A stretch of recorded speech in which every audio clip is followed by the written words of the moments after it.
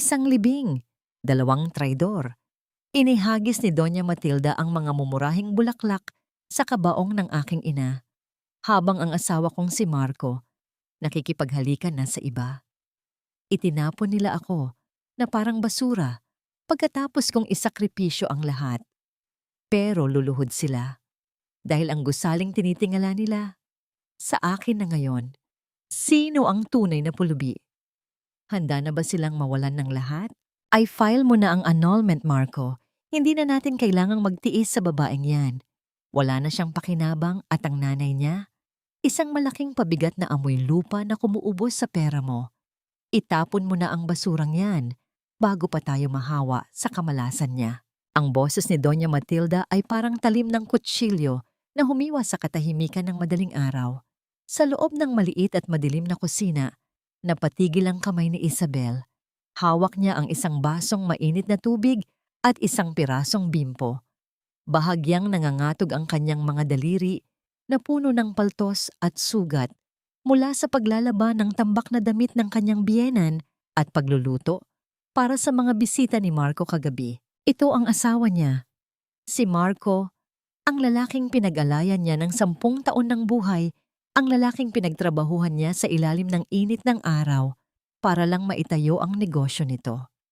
At ngayon, habang ang kanyang sariling ina ay naghihingalo sa kabilang silid, naririnig niya ang mga salitang tatapos sa lahat ng kanyang pagsasakripisyo. Don't worry, Ma. Inihahanda na ng lawyer ang mga papers. I just need to make sure na wala siyang makukuha kahit 5. After all, she's just a maid with a wedding ring. Hihintayin ko lang na malagutan ng hininga ang matandang iyon. Then we're done with her. Sagot ni Marco sa isang tono na tila ba ang pinag-uusapan nila ay isang gamit na luma na dapat nang itapon sa basurahan. Nanunuot ang lamig sa sahig ng kusina patungo sa mga talampakan ni Isabel. Ngunit mas malamig ang nararamdaman niya sa kanyang dibdib.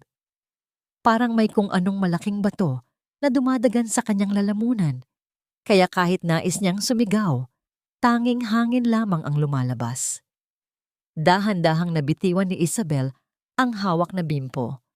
Bumagsak ito sa semento ng walang ingay, ngunit sa pandinig ni Isabel, tila ito ang huling hudyat ng kanyang pagkawasak. Ang bawat tibok ng kanyang puso ay naging isang mabigat na pasanin. Ang mga alaala ng kanilang kasal, ang mga pangako ni Marco na aalagaan siya, at ang lahat ng kanyang pagtitiis sa pang-aalipusta ni Doña Matilda ay biglang naglaho at napalitan ng isang mapait na katotohanan. Pakiramdam niya ay isa siyang upos ng kandila na pilit na pinapatay ng hanging galing sa mga taong tinuring niyang pamilya. Lumingon siya sa pintuan ng silid kung saan nakahiga ang kanyang ina. Nakita niya ang manipis na liwanag na tumatagos mula sa siwang nito. Doon, sa loob ng kwartong iyon, ang tanging taong nagmahal sa kanya ng tapat ay dahan-dahang bumibitaw sa buhay, habang sa labas naman ay ang mga taong pinaglingkuran niya ay sabik na siyang makitang bumagsak. Tumulo ang isang butil ng luha mula sa mga matang pagod na sa pag-iyak. Hindi ito ang iyak ng isang taong sumusuko, kundi ang iyak ng isang kaluluwang unti-unti nang namamatay ang damdamin. Hinawakan niya ang kanyang dibdib, sinusubukang pakalmahin ang mabilis na pintig na tila ba gustong kumawala sa kanyang tadyang. Sa gitna ng dilim, sa gitna ng kataksilan, tanging ang sariling hikbi na pilit na kinukubli ang kasama ni Isabel. Bakit sa kabila ng lahat ng kabutihan, ang kapalit ay laging pait? Hanggang kailan susukatin ng luha ang halaga ng isang pag-ibig na matagal na palang nabulok sa ilalim ng mga matatamis na salita at mapagkunwaring yakap? Isang tanong ang paulit-ulit na humahampas sa kanyang isipan habang nakatingin sa anino ng kanyang asawa at biyenan na tila ba mga demonyong nagdiriwang sa kanyang hapis. Kung ang lahat ng kanyang ibinigay ay itinuring lamang na basura, may matitira pa bang saysay ang pananatili niya sa mundong ito na binuo mula sa kasinungalingan? Ang bawat patak ng kandila sa ibabaw ng kabaong ni Nanay Elena ay tila mga luhang sadyang tumitigas sa lamig ng gabi. Walang marangyang bulaklak, walang malalakas na aircon.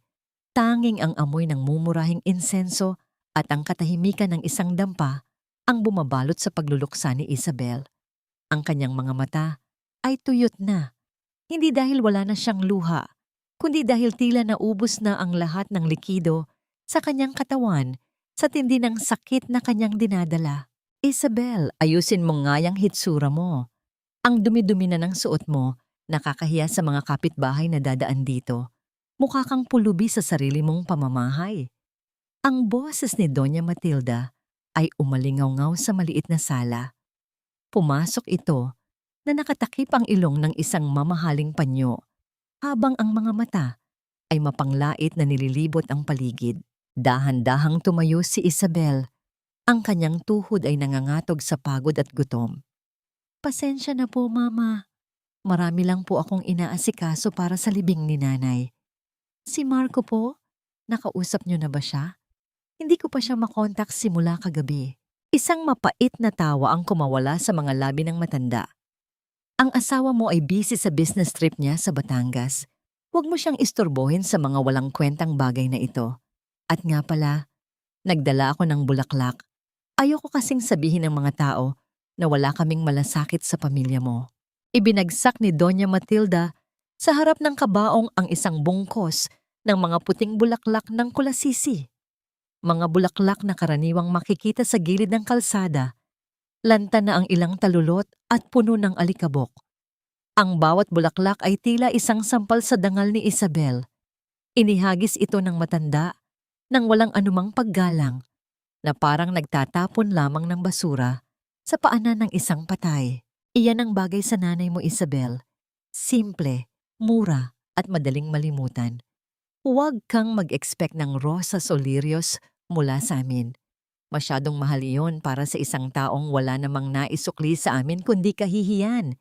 Dagdag pa ni Matilda, habang pinapagpagan ng kanyang mamahaling bestido. Nanatiling tahimik si Isabel, ngunit ang kanyang mga kamay ay mahigpit na nakakuyom sa ilalim ng kanyang itim na blusa.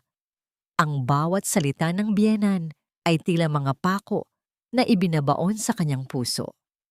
Gusto niyang sumigaw, gusto niyang itapon pabalik sa mukha ng matanda ang mga lantang bulaklak na yon. Ngunit ang kanyang pagmamahal sa kanyang ina ang pumipigil sa kanya. Ayaw niyang magkaroon ng gulo sa harap ng huling hantungan ng kaisa-isang taong naniwala sa kanya. Nang umalis si Matilda matapos ang ilang minutong panunumbat, nagtungo si Isabel sa isang lumang aparador. Doon ay nakatago ang maliit na kahon kung saan itinatabi ng kanyang ina ang pera para sa burial insurance nito.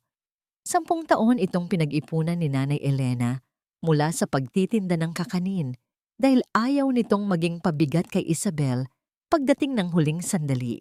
Ngunit nang buksan ni Isabel ang kahon, tanging hangin ang bumati sa kanya. Wala na ang mga dokumento, wala na ang perang inilaan para sa kabaong at lupa. Ang kanyang hininga ay tila napatigil. Alam niya kung sino ang may hawak ng susi ng kwartong ito bukod sa kanya. Dali-dali niyang kinuha ang kanyang lumang cellphone at sinubukang buksan ang social media account ni Marco. Isang bagay na hindi niya ginagawa dahil sa tiwala niya rito. Ngunit ang kanyang mga daliri ay tila may sariling isip. Pagbukas ng application, isang larawan ang sumungaw sa kanyang screen na tila isang kidlat na tumama sa kanyang buong pagkatao. Doon, sa isang marangyang resort sa Batangas, nakangiti si Marco habang nakayakap sa isang babaeng nakasuot ng mamahaling alahas. Ang caption ng larawan ay tila isang lason na dahan-dahang pumapatay sa kanya. Celebrating our first anniversary in paradise. No stress, just love. Sa background ng larawan, nakita ni Isabel ang isang pamilyar na envelope. Ang envelope ng burial insurance ng kanyang ina. Ginamit ni Marco ang perang pambili ng kabaong ng kanyang nanay para lang ipang-celebrate sa kanyang kirida. Ang cellphone ay dahan-dahang nadulas mula sa kamay ni Isabel at bumagsak sa sahig. Walang tunog ang kanyang pag-iyak. Tanging ang pagtaas-baba ng kanyang balikat ang nagpapakita ng bigat ng kanyang nararamdaman. Ang bawat hapdi sa kanyang puso ay naging isang malamig na galit na ngayon lamang niya naramdaman. Ang babaeng dati ay puno ng pagpaparaya, ngayon ay tila unti-unting nilalamon ng isang madilim na katotohanan. Tiningnan ni Isabel ang kabaong ng kanyang ina, pagkatapos ay ang mga lantang bulaklak ni Matilda sa sahig. Sa gitna ng kanyang paghihinagpis, isang boses sa loob ng kanyang isipan ang bumulong, isang boses na hindi na nanginginig sa takot, kundi naninigas sa determinasyon. Paano magagawang tawaging paradise ng isang tao ang isang lugar na itinayo mula sa nakaw na pera para sa isang patay? Gaano kalalim ang kasamaang kayang gawin ng mga taong itinuring mong pamilya? Lumingon si Isabel nang marinig niya ang tunog ng isang sasakyang huminto sa labas ng kanilang bakuran. Inakala niyang si Marco na ito, ngunit isang lalaking nakabarong at may dalang itim na bag ang bumaba. Ang kanyang mukha ay seryoso at puno ng awtoridad, isang estranghero na tila may dalang balitang higit pa sa kamatayan ng kanyang ina. Ang lalaking nakatayo sa harap ng dampa ay tila isang anino mula sa ibang mundo. Ang kanyang barong ay malinis at puting-puti, isang matinding kaibahan sa kupas at punit-punit na kurtinang nakasabit sa pintuan ni Isabel. Hawak niya ang isang itim na folder na tila naglalaman ng mga bigat na hindi kayang dalhin ng balikat ng isang ordinaryong tao. Kayo ba si Ginang Isabel Macaraig? Ang boses ng lalaki ay malalim at puno ng respeto, isang bagay na matagal nang hindi naririnig ni Isabel mula sa ibang tao. Ako nga po. Sino po sila? Wala na po kaming pambayad sa utang kung isa po kayo sa mga naniningil kay Marco. Sagot ni Isabel habang pilit na inaayos ang kanyang gusot na buhok. Ang kanyang boses ay paos at halos pabulong na lamang dahil sa walang katapusang paghikbi. Bahagyang yumuko ang lalaki. Hindi ako naniningil, Isabel. Ako si Attorney Ramos. Ako ang legal counsel ng iyong ina, si Doña Elena. Narito ako upang tuparin ang kanyang huling habilin. Napatitig si Isabel sa abogado. Donya, nagkakamali po kayo. Ang nanay ko ay isang simpleng tindera ng kakanin. Buong buhay niya ay naghirap siya para lang mapagtapos ako. Wala siyang anumang yaman na maiiwan. Hindi sumagot ang abogado. Sa halip ay dahan-dahan niyang binuksan ang itim na folder at inilabas ang isang dokumentong may gintong tatak. Isabel, ang iyong ina ay hindi naghirap dahil sa kawalan. Nagpanggap siyang mahirap dahil sa isang pangako at isang pagsubok. Gusto niyang makita kung ang lalaking pinakasalan mo ay mamahalin ka sa hirap at ginhawa. Inabot ni Attorney Ramos ang dokumento kay Isabel. Sa bawat salitang nababasa niya, ang mundo ni Isabel ay tila umiikot. Ang Blue Diamond Building sa Cheongdam-dong, isang gusaling tinitingala sa South Korea, isang tore ng yaman na nagkakahalaga ng 900 bilyong won, ay nakapangalan sa kanya. Ang lahat ng paupahan, ang lahat ng kinikita nito, at ang mismong lupang kinatatayuan nito ay pag-aari na ni Isabel. Hindi ito maaari. Bulong ni Isabel habang nanginginig ang kanyang mga daliri na humahawak sa papel. Bakit? Bakit hinayaan ni nanay na tratuhin kaming parang basura kung meron siyang ganitong kayamanan? Dahil gusto niyang protektahan ka, Isabel. Malungkot na sabi ni Attorney Ramos. Alam ni Elena ang ugali ng pamilya ni Marco. Sinabi niya sa akin na kung ibibigay niya ang lahat ng maaga, lalamunin ka lang nila ng buo. Ngayong wala na siya at ngayong napatunayan na ang tunay na kulay ng iyong asawa, ang yaman na ito ang magsisilbing kalasag mo. Sa loob ng folder, nakita ni Isabel ang isang maliit na piraso ng papel na may sulat kamay ng kanyang ina. Anak, patawarin mo ako kung kailangan mong danasin ang pait. Ang ginto ay sinusubok sa apoy. Ngayong alam mo na ang katotohanan, huwag mong hayaang tapakan muli ang iyong dangal. Ikaw ang Reyna Isabel. Bawiin mo ang kahariang kinuha nila sa iyo. Ang hapdi sa puso ni Isabel ay napalitan ng isang kakaibang init. Naalala niya ang bawat sipa ni Matilda sa kanyang pagkatao, ang bawat halik ni Marco sa ibang babae gamit ang pera ng kanyang ina, at ang bawat luhang pumatak sa sahig habang naglalabas siya ng maruming damit ng mga taong kinamumuhian siya. Naramdaman ni Isabel ang bigat ng singsing sa kanyang daliri. Ang singsing na ibinigay ni Marco na ngayon ay tila isang kadena ng pang-aalipin. Tiningnan niya ang abogado nang may panibagong liwanag sa kanyang mga mata. Attorney Ramos, ang kumpanya ba ni Marco? Ang kumpanyang ipinagmamalaki nila ni Matilda. Nasaan ang opisina nila? Isang tipid na ngiti ang sumilay sa labi ng abogado. Sila ang pangunahing tenant sa ika-10 palapag ng Blue Diamond Building, Isabel. Sa katunayan, overdue na sila sa renta ng 6 na buwan. Isang malamig na hangin ang umihip sa loob ng dampa na tila ba sumasang-ayon sa planong nabubuo sa isipan ni Isabel.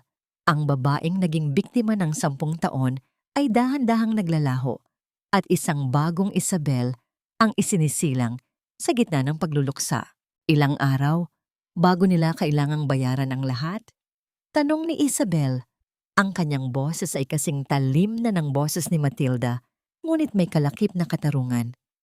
3 araw bago ang pinal na eviction notice. Sagot ni Ramos. Tumingin si Isabel sa larawan ng kanyang ina na nasa ibabaw ng kabaong. Sa unang pagkakataon, hindi na siya humihingi ng awa. Attorney Ramos, ihanda mo ang lahat.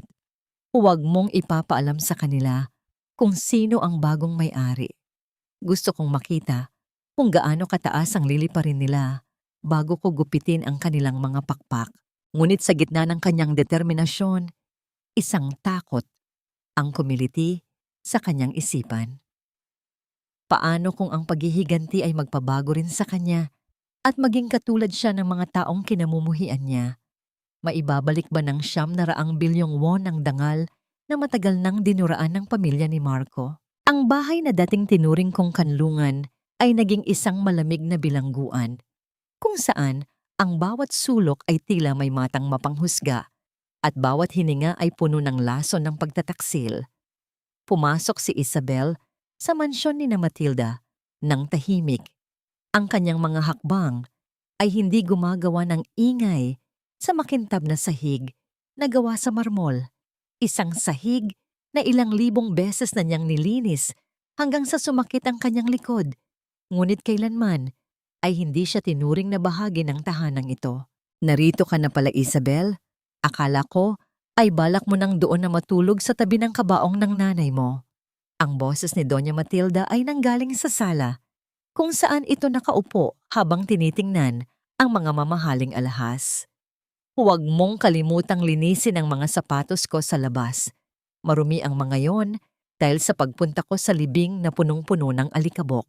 Hindi sumagot si Isabel. Tumungo lamang siya. Suot ang kanyang maskara ng pagsunod. Sa loob ng kanyang bulsa, ang kanyang daliri ay mahigpit na nakahawak sa folder na ibinigay ni Attorney Ramos. Ang bawat pang-iinsulto ni Matilda ay tila mga huling patak ng ulan bago ang isang malakas na bagyo. Nabalik lamang ang kanyang diwa nang marinig ang tunog ng sasakyan ni Marco. Pumasok ang kanyang asawa na may dalang ngiti na dati ay nagpapabilis ng tibok ng kanyang puso, ngunit ngayon ay nagpapabaliktad lamang ng kanyang sikmura. Ang amoy ng mamahaling pabango ng babae, isang matamis at masangsang na amoy ng jasmine, ay nakakapit sa kanyang polo, na tila isang ebidensya ng kanyang kataksilan na hindi na kailangang itago. Isabel, honey. Tawag ni Marco habang lumalapit sa kanya. Inabot nito ang kanyang balikat at dahan-dahang hinaplos ang kanyang buhok. I'm so sorry kung hindi ako nakapunta agad. Masyadong naging toxic sa Batangas, hindi ko maiwan ang mga clients. Okay ka lang ba? Ang pagpasok ni Andrea sa loob ng mansyon ay tila pagbabalik sa loob ng isang malamig na hawla. Ngunit sa pagkakataong ito, siya na ang may hawak ng susi sa kanyang sariling rehas. Ang basa niyang sapato ay nag-iwan ng mga bakas ng putik Sa mamahalin at puting alpombra, isang maliit na pag-aaklas na nagbigay sa kanya ng kakaibang kasiyahan. Hindi na siya ang babaeng luhaan na umalis kanina. Ang bawat patak ng ulan na natuyo sa kanyang balat ay tila naging isang matigas na baluti na nagtatago sa kanyang nagbabagong kalooban. Agad siyang nagtungo sa kusina. Sa gitna ng malalim na katahimikan ng bahay, nagsimula siyang kumilos ng may tiyak na layunin. Inihanda niya ang paboritong hapunan ni Ramon, ang mabangong adobo na puno ng pampalasa. Ang amoy nito ay dahan-dahang lumaganap sa bawat sulok ng mansyon. Pilit na itinatago ang amoy ng dumi at panloloko. Nagsuot siya ng isang malinis na apron at inayos ang kanyang buhok ng maigi. Muling isinusuot ang maskara ng isang masunurin at perpektong asawa. Nang dumating si Ramon, sumalubong sa kanya ang isang tanawin na tila walang anumang nangyaring bagyo. Nakita niya si Andrea na masayang nag-aayos ng lamesa. Ang kanyang mga galaw ay kalmado at tila punong-puno ng pagmamahal. Nagtataka ang lalaki. Ang kanyang mga mata ay nanliit sa hinala habang pinagmamasdan ang kanyang asawa. "You seem unusually happy today, Andrea," puna ni Ramon habang tinatanggal ang kanyang korbata. Lumapit siya sa asawa at tinitigan ito ng maigi. Pilit na hinahanap ang anumang bakas ng poot. Did something happen? O baka naman natauhan ka na at tinanggap mo nang wala kang ibang pupuntahan kundi dito sa piling ko? You know, you're useless without me, right? Ang bawat salita ay tila isang kutsilyong dahan-dahang hinihiwa ang huling hibla ng pagmamahal ni Isabel sa kanyang asawa. Ang kanyang dibdib ay sumisikip, ngunit walang luhang lumabas. Ang kanyang mga mata ay nanatiling nakatitig sa dilim, habang ang kanyang isipan ay bumabalik sa sinabi ni Attorney Ramos. Bumalik si Isabel sa kanyang sariling kwarto at kinuha ang singsing ng kanyang ina mula sa ilalim ng unan. Sa ilalim ng liwanag ng buwan, tiningnan niya ang disenyo nito, isang hugis ng korona na may maliit na uka sa ilalim. Biglang naalala ni Isabel ang sinabi ni Attorney Ramos tungkol sa isang lihim na drawer sa opisina ng may-ari sa Blue Diamond Building. Ang hugis ng uka sa singsing ay eksaktong tumutugma sa deskripsyon ng susi na magbubukas sa lahat ng katotohanan. Ito na ang huling piraso ng puzzle. Ang singsing na ito ay hindi lamang isang alaala. Ito ang kanyang sandata. Ang singsing na ito ang magbubukas sa pinto ng kanyang bagong buhay at magsasara sa impyernong kanyang kinalalagyan. Isang malamig na determinasyon ang bumalot kay Isabel habang tinitingnan ang kanyang sarili sa salamin. Ang babaeng nakikita niya ay hindi na ang Isabel na umiiyak sa dampa, kundi isang reynang naghahanda para sa isang digmaan na siya lamang ang nakakaalam ng magiging wakas. Ngunit bago siya kumilos, kailangan niyang malaman ano ang lihim na itinago ng kanyang ina sa loob ng Blue Diamond Building na higit pa sa yaman. Bakit may kasama itong larawan ng ama ni Marco at ng kanyang ina na tila may malalim na ugnayan sa nakaraan? Sa loob ng 10 taon, ako ang tagasunod. Ngayon, ako na ang magpapasya. Ang boses ni Isabel sa kanyang sariling isipan ay tila isang malakas na agos ng tubig na bumabasag sa mga dam ng kanyang takot. Nakatayo siya sa harap ng Blue Diamond Building, isang tore ng salamin at bakal na tila umaabot sa langit, nagniningning sa ilalim ng sikat ng araw. Ito ang simbolo ng kapangyarihan na noon ay tinitingala lamang niya mula sa malayo habang naglalakad sa kalsada na may dalang mga plastik ng paninda. Pumasok siya sa lobby, hindi bilang ang gusot at pagod na manugang ni Matilda, kundi bilang isang babaeng may dalang lihim na bagyo. Ang bawat hakbang ng kanyang sapatos sa makintab na sahig ay nagbibigay ng tunog ng awtoridad. Isang matatag na ritmo na tila babawat daitin ng takong sa marmol ay isang deklarasyon ng kanyang pag-iral. Nabalik lamang ang kanyang diwa nang batiin siya ni Mr. Santos, ang building manager, na matagal nang pinagkakatiwalaan ni Attorney Ramos. Ang pagyuko nito sa kanya ay hindi lamang isang formalidad, kundi isang pagkilala sa bagong reyna ng gusaling iyon. Magandang umaga, Madam Isabel. Handa na po ang lahat sa itaas. Ang inyong opisina ay malinis na at naghihintay sa inyong pagdating. Ang banyuhay ng boses ni Mr. Santos ay puno ng paggalang.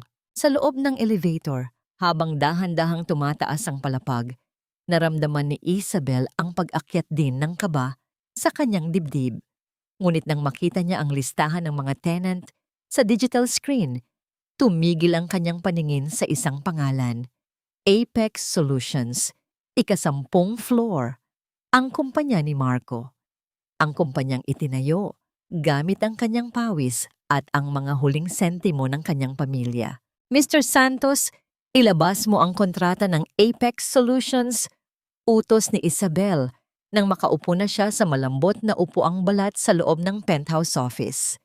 Ang kanyang mga mata ay matalas na nakatitig sa mga dokumentong inilatag sa kanyang harapan. Madam, 6 na buwan na silang hindi nagbabayad ng buong renta. Palagi silang nagpapadala ng sulat na nagsasabing may financial crisis sila. Pero ayon sa aming obserbasyon, marangya ang lifestyle ng may-ari nito. Paliwanag ni Mr. Santos habang inaayos ang kanyang salamin. Isang mapait na ngiti ang sumilay sa mga labi ni Isabel. Naalala niya ang bakasyon ni Marco sa Batangas, ang mamahaling alahas ng kerida nito, at ang mga piging ni Matilda na parang walang katapusan ng yaman. Ang lahat ng iyon ay galing sa perang dapat ay ibinabayad sa rentang ito. Ang rentang pag-aari na niya ngayon. Gawin mo ang utos ko, Mr. Santos.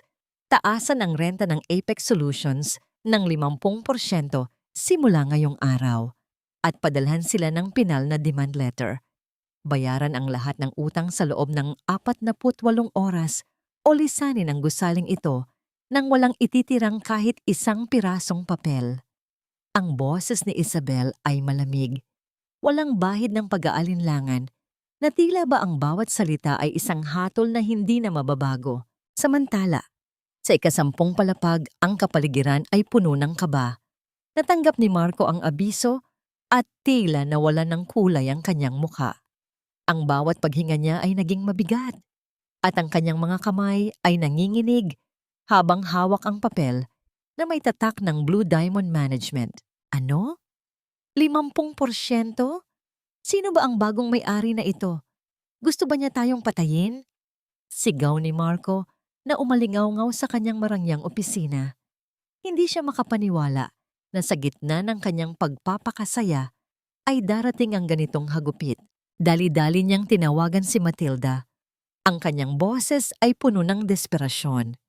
Ma, kailangan nating gumawa ng paraan. Ang bagong landlord tila sinusakal tayo. Kapag hindi natin nabayaran ito, mawawalan tayo ng opisina, mawawalan tayo ng muka sa mga clients. Sa kabilang linya, si Matilda ay nagsisimulang magmura. Ang bawat salita nito ay puno ng puot laban sa hindi kilalang may-ari. Hanapin mo kung sino ang hayop na yan, Marco. Akala ba niya ay basta-basta lang tayong matitinag? Gamitin mo ang lahat ng koneksyon mo. Hindi alam ni Marco na ang taong hinahanap nila ay nasa itaas lamang nila, nakatingin sa malawak na tanawin ng lungsod habang hinahaplos ang singsing ng kanyang ina. Isang sandali ng katahimikan ang bumalot kay Isabel kung saan naramdaman niya ang presensya ng kanyang ina sa hangin. Tila ba bumubulong na tama ang kanyang ginagawa. Kinuha ni Isabel ang telepono at tumawag kay Mr. Santos. Sabihin mo kay Marco, kung gusto niyang makipagnegosasyon, kailangan niyang humarap sa may-ari ng personal bukas ng umaga. Sabihin mo sa kanya, maghanda siya ng isang grand welcome para sa pagdating ko. Isang matinding cliffhanger ang nabuo sa isipan ni Marco nang matanggap ang balitang iyon. Sino ang misteryosong may-ari na ito na tila alam ang bawat mahinang bahagi ng kanyang buhay? At bakit pakiramdam niya ang pagdating ng taong ito ay ang simula ng kanyang katapusan? Ang tanging natitirang tanong sa kanyang isipan habang nakatingin sa labas ng bintana. Magagawa kaya niyang makuha ang loob ng bagong may-ari o ito na ang araw na mawawala ang lahat ng kanyang pinakaingatan? Isabel, honey, ang bango naman ng niluluto mo. Namiss ko ang luto mo. Ang boses ni Marco ay malambing, puno ng huwad na tamis, na tila ba isang lason na binalutan ng asukal. Pumasok siya sa kusina at dahan-dahang niyakap si Isabel mula sa likod. Ngunit sa oras na dumampi ang kanyang mga braso sa balikat ng asawa, naramdaman ni Isabel ang isang matinding pangingilabot. Tila ba may isang malamig na ahas na pumupulupot sa kanyang katawan. Nanigas siya, ang kanyang kamay na hawak ang sandok ay bahagyang nanginig. Ngunit pinilit niyang manatiling kalmado. May kailangan ka ba, Marco? Ang tanong ni Isabel. Ang kanyang boses ay patag at walang buhay. Nakatitig lamang sa kumukulong sabaw na tila ba doon niya hinahanap ang lahat ng kanyang nawalang pasensya. Wala naman. Gusto ko lang bumawi sa'yo. Alam kong naging mahirap ang mga nakaraang araw dahil sa pagkawala ni Nanay Elena. Sagot ni Marco, habang ang kanyang mga mata ay pasimpleng nililibot ang paligid ng kusina. Naghahanap ng tiyempo para sa kanyang tunay na pakay. Alam mo naman na gagawin ko ang lahat para sa atin. 'Di ba? Isang mapait na ngiti ang sumungaw sa mga labi ni Isabel, ngunit hindi ito nakita ng asawa. Naalala niya ang larawan ni Marco sa resort. Ang bawat halik na ibinigay nito sa ibang babae, gamit ang pera ng kanyang ina. At ngayon, heto siya, nagkukunwaring mapagmahal dahil sa isang desperadong pangangailangan. Isabel? Actually, may maliit na problema sa kumpanya. Dahan-dahang pag-amin ni Marco, ang kanyang tono ay naging malungkot at puno ng pagpapakumbaba. May bagong landlord ang Blue Diamond Building at biglang itinaas ang renta. Kapag hindi ako nakabayad bukas, mawawala ang lahat ng pinaghirapan ko. Maisasara ang Apex Solutions. Humarap si Isabel sa kanya. Ang kanyang mga mata ay malamig na parang yelo. At anong gusto mong gawin ko, Marco? Wala akong pera. Patay na si nanay. At alam mong lahat ng kinita ko ay ibinigay ko na sa'yo. Alam ko, honey. Pero baka may itinagong pera si Nanay Elena. Yung mga tinatabi niya sa ilalim ng unan o sa lumang aparador. Kahit maliit na halaga lang, malaking tulong na yon para maipakita ko sa landlord na may seryoso akong intensyong magbayad. Ang pakiusap ni Marco, ang kanyang mga mata ay nagniningning sa kasakiman habang pilit na nagpapakita ng luha. Isang matinding pagkamuhi ang dumaan sa puso ni Isabel. Ang lalaking ito, na nagnakaw na ng burial insurance ng kanyang ina, ay naghahanap pa ng mas marami. Ngunit ito ang bahagi ng kanyang plano. Kailangan niyang paikutin si Marco sa sarili nitong bitag. May nahanap akong maliit na halaga sa lumang baol ni nanay kagabi. Pagsisinungaling ni Isabel habang dahan-dahang kumukuha ng isang sobre mula sa kanyang bulsa. Ito ay 200,000 piso. Iyon na ang lahat, Marco. Iyan ang huling sentimo na itinago ni nanay para sa kanyang pagtanda. Ang mga mata ni Marco ay tila nagliwanag sa tuwa. Akmang kukunin na niya ang sobre nang bawiin ito ni Isabel. Pero sa isang kondisyon, Marco, kailangan mong pirmahan itong promissory note para lang may panghahawakan ako na ibabalik mo ang pera ni nanay sa akin balang araw. Para sa dangal niya, sabi ni Isabel. Inilalatag ang isang papel na inihanda ni Attorney Ramos. Isang dokumento na hindi lamang promissory note, kundi isang pag-amin sa utang na may mabibigat na legal na implikasyon. Kahit ano, Isabel, pipirmahan ko yan. Maraming salamat, honey. Sabi ko na nga ba hindi mo ako matitis? Mabilis na sagot ni Marco. Hindi na binasa ang mga maliliit na letra sa ilalim. Pinirmahan niya ang papel nang may malawak na ngiti. Tila ba nanalo siya sa loterya? Sa kabilang dako, habang papaalis si Marco bit-bit ang pera, nakatanggap siya ng tawag mula kay Doña Matilda. Marco, huwag mong kalimutan ang plano natin kay Sofia, ang anak ng may-ari ng shipping lines. Sabi niya, handa siyang tulungan ng kumpanya mo kapag nag-propose ka na sa kanya. I-file mo na ang divorce kay Isabel sa lalong madaling panahon. Huwag mong sayangin ang pagkakataong ito dahil sa isang pulubing asawa. Ang boses ni Matilda ay puno ng katuwaan at kawalang hiyaan. Opo, ma. Konting tiis na lang. Nakuha ko na ang huling pera ni Isabel. Gagamitin ko lang ito para madelay ang eviction. Tapos iiwan ko na siya sa kalsada kung saan siya nararapat. Sagot ni Marco, habang ang tunay na tawa niya ay umalingaw-ngaw sa loob ng sasakyan. Hindi alam ni Marco na ang promissory note na pinirmahan niya ay naglalaman ng isang sugnay. Ang lahat ng ari-arian ni Marco, kabilang ang kanyang mga shares sa Apex Solutions, ay magsisilbing collateral sa utang na ito at maaaring kumpiskahin sa oras na hindi siya makabayad sa itinakdang panahon. Habang nakatitig si Isabel sa anino ng sasakyang paalis, dahan-dahan niyang kinuha ang kanyang cellphone at tinawagan si Mr. Santos sa Blue Diamond Building. Mr. Santos, handa na ang lahat. Tanggapin mo ang pera niya bukas, pero huwag mong kanselahin ang eviction. Ituloy mo ang plano. Bukas ng umaga, sa harap ng lahat ng empleyado niya. Gusto kong makita ang pagbagsak ng kanyang maskara. Isang malamig na determinasyon ang bumalot sa mukha ni Isabel. Ang bitag ay nakalatag na at ang biktima ay masayang naglalakad patungo sa kanyang sariling kapahamakan.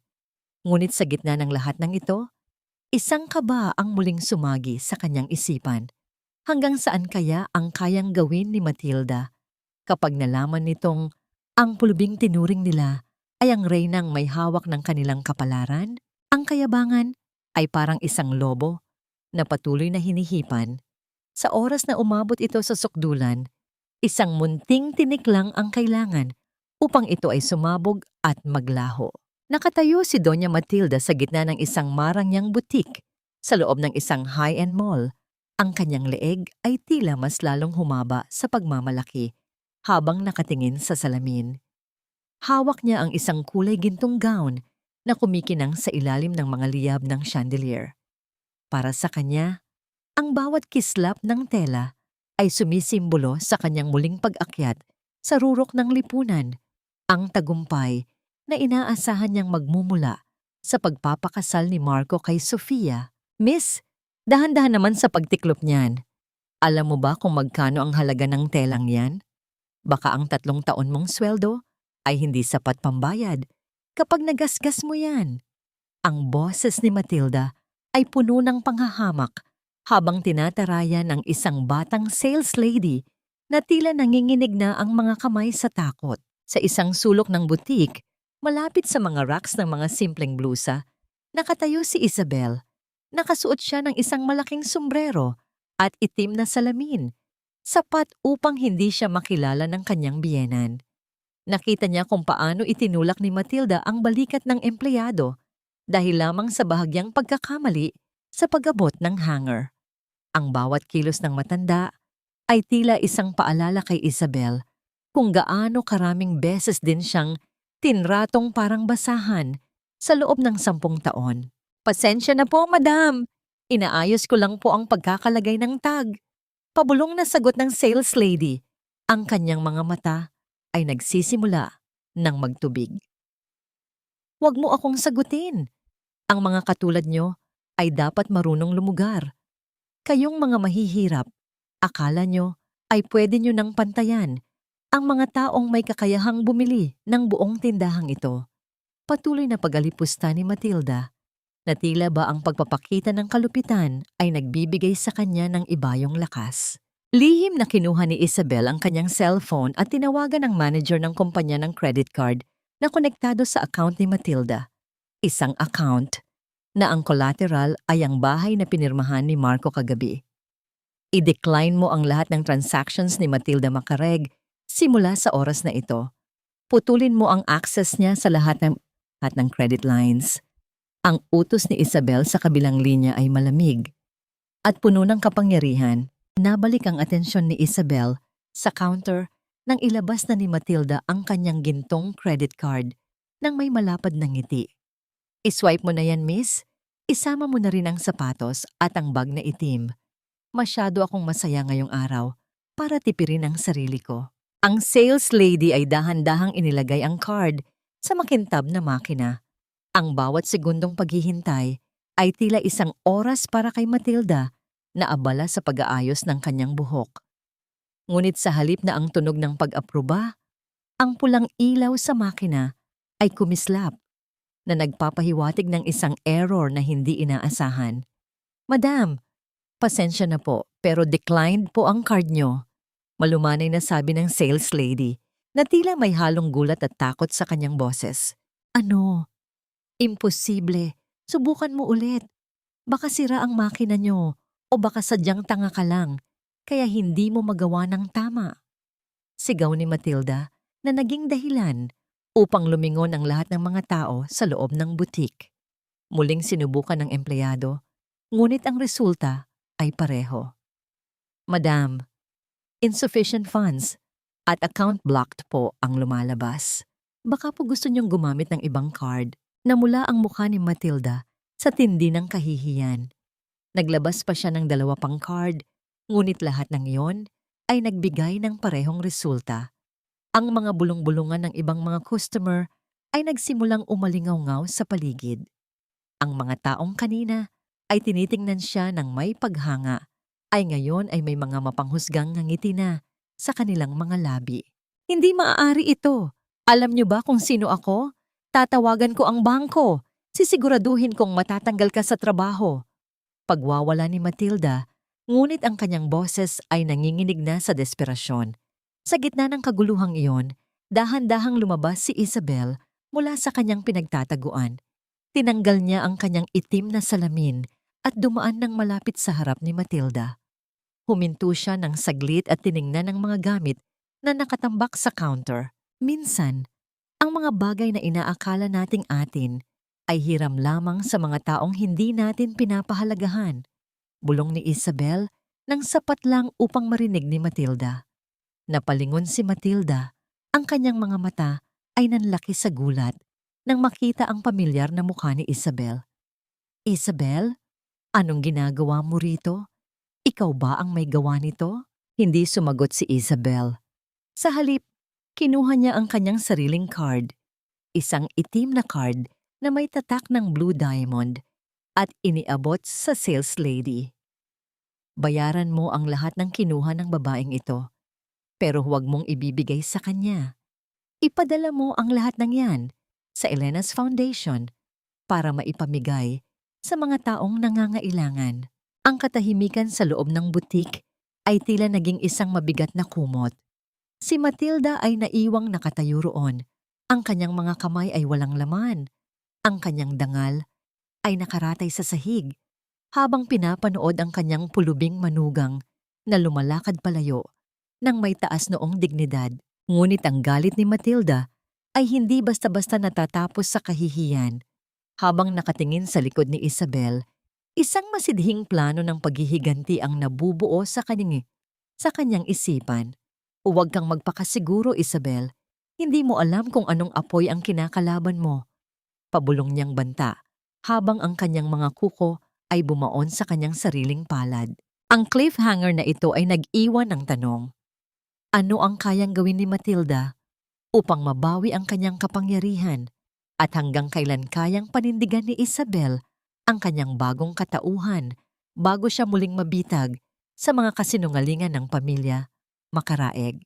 Ang tiwala ay parang isang kristal na kapag nabasag, ang bawat piraso nito ay nagiging matalim na bubog na handang sumugat sa pusong nag-ingat dito. At sa bawat sugat, may laso na dahan-dahang pumapatay sa alaala ng pagmamahal. Nakatayo si Isabel sa balkonahe ng isang marangyang suite sa isang hotel, nakatapat lang ng restaurant kung saan madalas magtagpo sina Marco at ang kanyang kerida. Sa kanyang tabi, nakaupo si Doña Matilda, na pilit na pinapanatili ang kanyang poise kahit na halatang nanginginig pa rin ang kanyang mga kamay mula sa kahihiyang dinanas sa butik kahapon. Inimbitahan siya rito ni Isabel sa ilalim ng pagkukunwari na ibibigay na nito ang huling hiling ng matanda bago ang tuluyang pag-alis. "Bakit ba tayo narito, Isabel? Kung may ibibigay ka sa akin, iabot mo na. Huwag mo nang patagalin ang paghihirap ko sa paningin sa pagmumukha mo. Ang boses ni Matilda ay puno ng asidong pangiinsulto habang pilit na inaayos ang kanyang mamahaling panyo sa kandungan. Hindi lumingon si Isabel.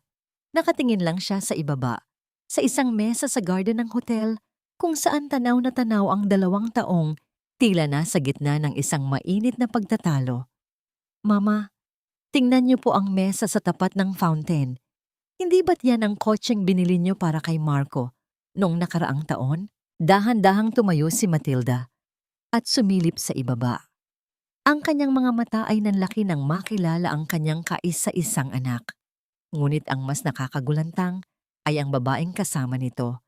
Isang babaeng nakasuot ng damit na mas mahal pa sa huling gown na tinangkang bilhin ni Matilda at may hawak na baso ng alak na tila ba handang ihagis sa mukha ni Marco anumang sandali. Sino ang babaeng yan? At bakit tila nag-aaway sila? Ang bulong ni Matilda, ang kanyang boses ay nawalan ng dating tapang. Sa ibaba, hindi alam ni Marco na pinapanood siya ng kanyang asawa at ina. Hawak-hawak niya ang kamay ni Vanessa, ang babaeng pinagpalit niya kay Isabel. Vanessa, please, kailangan ko lang ng kaunting panahon. Ang kumpanya ko ay nasa bingit ng panganib. Ang kailangan ko lang ay ang investment na ipinangako mo sa akin mula sa pamilya mo. Isang malakas at mapanghamak na tawa ang kumawala mula kay Vanessa. Ang kanyang kamay ay marahas na bumitaw mula sa pagkakahawak ni Marco. Investment? Marco, seryoso ka ba? Akala mo ba ay totoo ang lahat ng sinabi ko tungkol sa yaman ng pamilya ko? Ginamit lang kita para makuha ang lahat ng pera mo. At ngayong alam kong bankrupt ka na at kahit ang pambili ng kabaong ng biyenan mo ay ninakaw mo para lang sa akin, wala na akong silbi sa'yo. Nabalik ang diwa ni Matilda nang marinig ang huling bahagi. Ang kanyang katawan ay tila naging estatwa sa tindi ng gulat. Ang anak na itinuring niyang prinsipe, ang anak na ipinagmalaki niyang tagapagmana ng kanilang dangal, ay isa palang magnanakaw ng pera para sa patay. Marco, nagnakaw ka? Ang pabulong na tanong ni Matilda sa hangin, habang ang kanyang puso ay tila pinipiga ng isang malakas na kamay. Hindi pa natatapos ang eksena.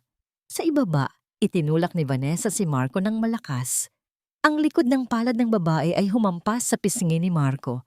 Isang tunog ng laman na tumatama sa laman ang tila umalingaw-ngaw sa katahimikan ng garden. Nadapa si Marco sa damuhan. Ang kanyang mukha ay puno ng kahihiyan at kawalang pag-asa. You are a loser, Marco. Isang lalaking walang paninindigan at nagnakaw pa sa sariling asawa. Huwag mo na akong tatawagan muli.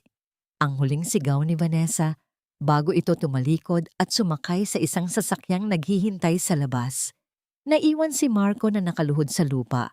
Ang kanyang mga balikat ay yumuyugyog sa pag-iyak.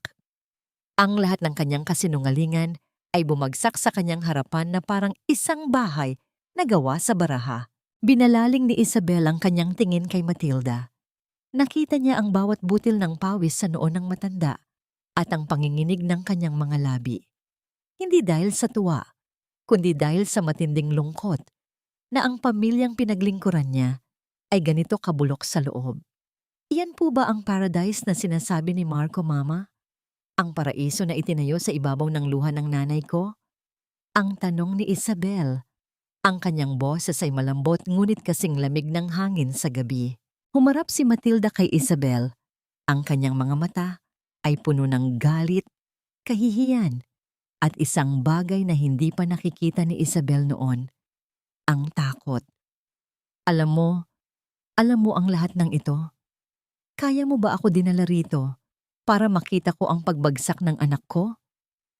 Dinala ko kayo rito para makita niyo ang katotohanan. Dahil bukas, kapag lumabas ang balita tungkol sa eviction ng Apex Solutions, wala na kayong mapagtataguan. Sagot ni Isabel habang dahan-dahang kinukuha ang kanyang bag. Ngunit bago pa makasagot si Matilda, nakatanggap si Isabel ng isang notification sa kanyang cellphone. Isang litrato ang ipinadala ni Mr. Santos. Isang litrato ng isang lumang dokumento na natagpuan sa lihim na drawer sa Blue Diamond Building. Sa dokumentong yon, nakasulat ang isang katotohanan na mas matindi pa sa pagtataksil ni Marco. Ang lihim na ito ay tungkol sa tunay na pagkakakilanlan ng ama ni Marco at ang koneksyon nito sa pagkamatay ng ama ni Isabel. Ang nakaraan ay tila isang madilim na anino na muling sumisilip, handang lamunin ang lahat ng kanilang nalalaman tungkol sa kanilang pamilya. Habang naglalakad si Isabel palabas ng hotel room, iniwan niyang mag-isa si Matilda na nakatitig sa kawalan.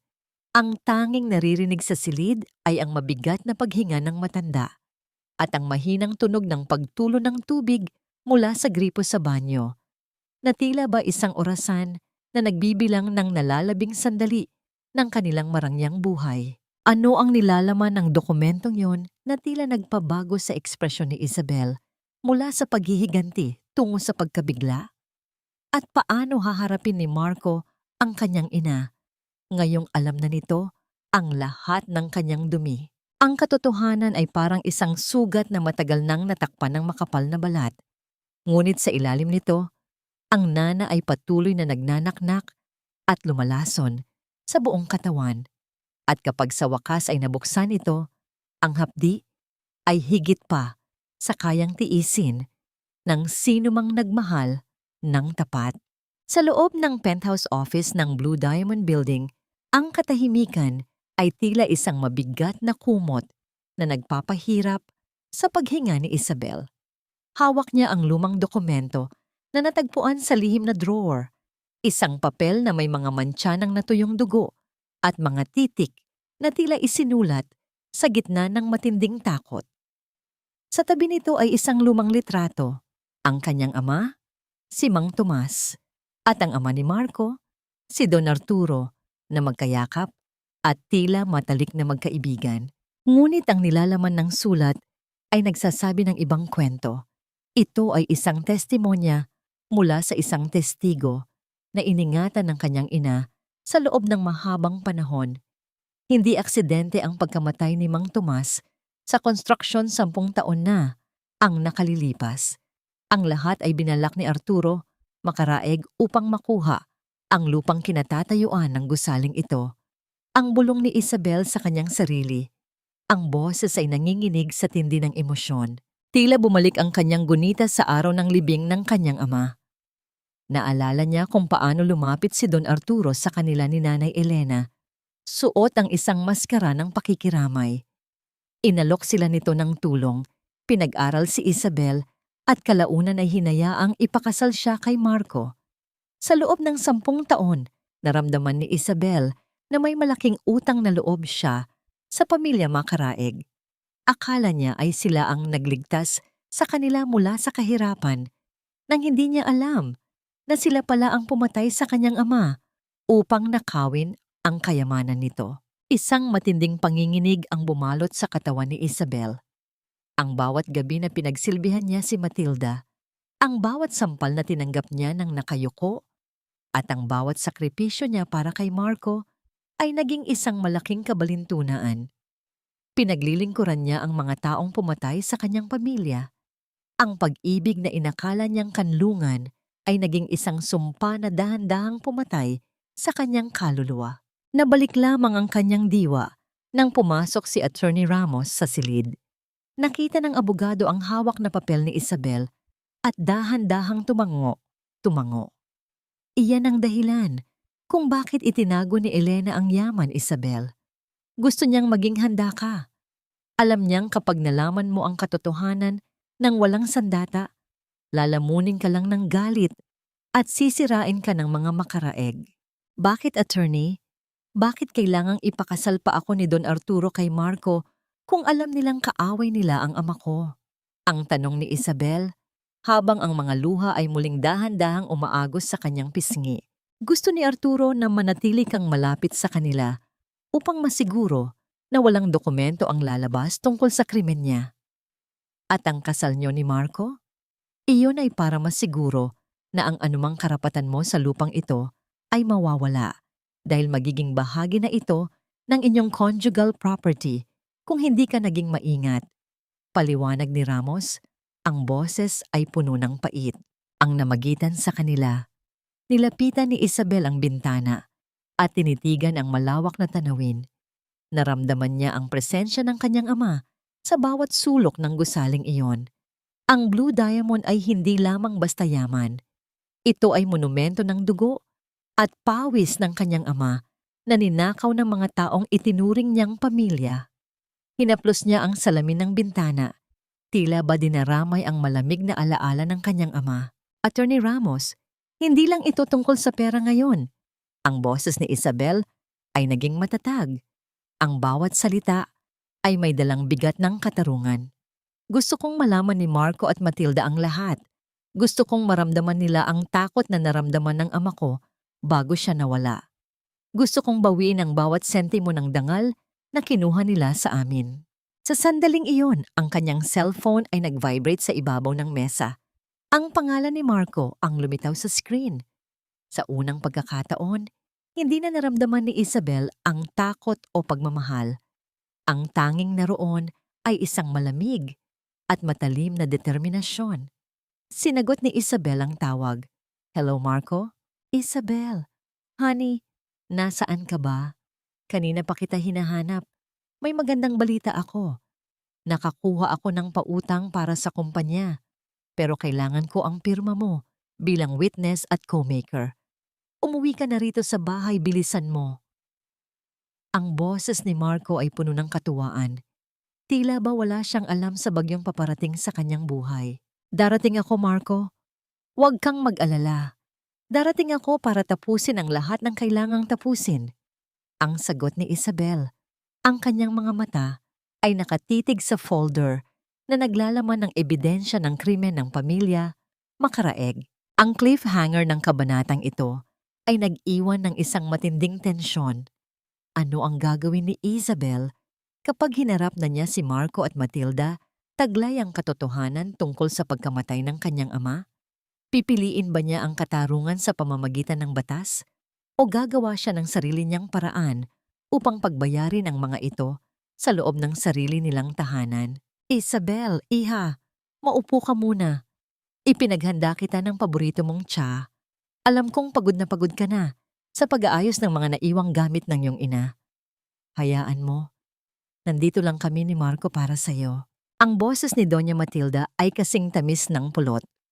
Ngunit sa pandinig ni Isabel, ito ay tila isang malapot na putik na pilit bumabalot sa kanyang katawan. Nakaupo ang matanda sa kanyang paboritong silya, may hawak na tasa ng tsa, at ang kanyang mga mata ay hindi na nagliliyab sa galit, kundi puno ng mapagkunwaring pagmamalasakit. Ang pagbabagong ito ay mas nakakapangilabot kaysa sa kanyang dating pang-aalipusta. Napatitig si Isabel sa tasang inilapag sa kanyang harapan. Ang usok na nagmumula rito ay tila isang anino na sumasayaw. Nagpapaalaala sa kanya sa mga gabing nagluluto siya habang minumura siya ng matandang ito.